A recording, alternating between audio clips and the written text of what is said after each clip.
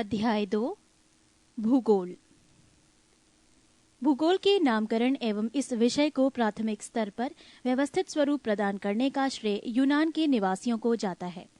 भूगोल शब्द को परिभाषित करने तथा पृथ्वी की परिधि निर्धारित करने के कारण यूनानी विद्वान इरेटोस्थेनिस को भूगोल का पिता कहा जाता है।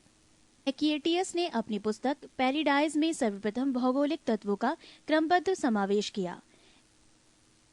इरेटोस्थेनिस ने भूगोल के लिए सर्वप्रथम जियोग्राफिका शब्द का प्रयोग किया। एनेक्सिमेंडर प्रथम व्यक्ति था जिसने विश्व का मानचित्र मापक पर बनाया। अध्ययन के लिए स्वतंत्र विषय के रूप में भूगोल को 19वीं शताब्दी में ही मान्यता मिली। 20वीं शताब्दी के आरंभ में भूगोल मनुष्य और पर्यावरण के पारस्परिक संबंधों के अध्ययन के रूप में विकसित हुआ। इसकी दो विचारधाराएं थीं, एक संभववाद, दो निश्चयवाद।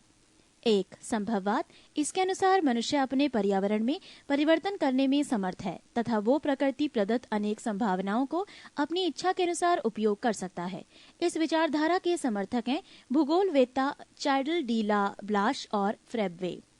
दो निश्चयवाद, इसके अनुसार मनुष्य के सारे काम पर्यावरण द्वारा निर्धारित होते हैं, अतः मनुष्य को स्वेच्छापूर्वक कुछ करने की स्वतंत्रता कम है। इस विचारधारा के प्रमुख समर्थक हैं भूगोलवेत्ता रिटर, रेडजेल और इसी लंगटन। भूगोल की कुछ परिभाषाएं। एक, भूगोल एक ऐसा स्वतंत्र विषय है जिसका उद्देश्य लोगों को विश्व, आकाशीय पिंडों, स्थल, महासागरों, जीव जंतुओं, वनस्पति, फलों तथा भूधरातल के क्षेत्रों में देखी जाने वाली प्रत्येक अन्य वस्तु का ज्ञान प्राप्त कराना है। स्ट्रेबो। 2, भूगोल पृथ्वी की झलक को स्वर्ग में देखने वाला आभामय विज्ञान है। क्लैडियस टॉलेमी। 3, भूगोल वो विज्ञान है जिसमें पृथ्वी को स्वतंत्र ग्रह के रूप में मान्यता देते हुए उसके समस्त लक्षणों, घटनाओं एवं उसके अंतः संबंध का अध्ययन किया जाता है। Karl Ritter.